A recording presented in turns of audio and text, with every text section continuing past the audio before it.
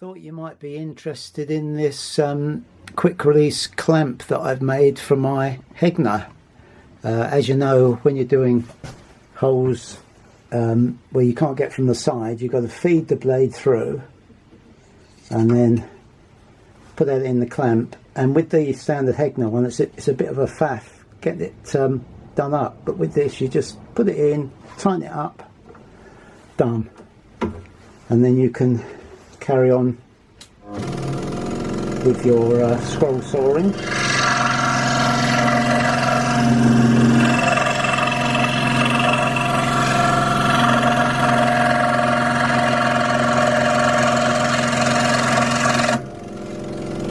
Same as usual,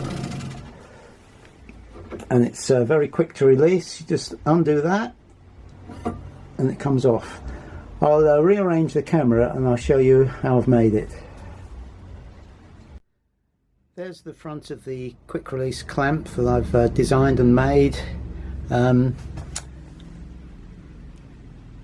didn't want the blade to be secured purely by this M4 screw, so what I've done, I've actually made a little jaw inside there that presses against the blade.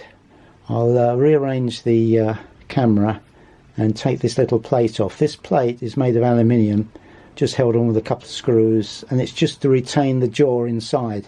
I'll take this plate off and I'll restart the video in a second. Now you can see the jaw, which just moves in and out a little bit, and that clamps the blade over a much larger area than just the screw. It's a little bit tricky to make.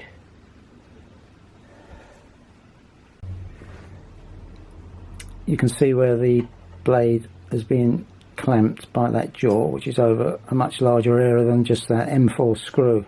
So that obviously goes in there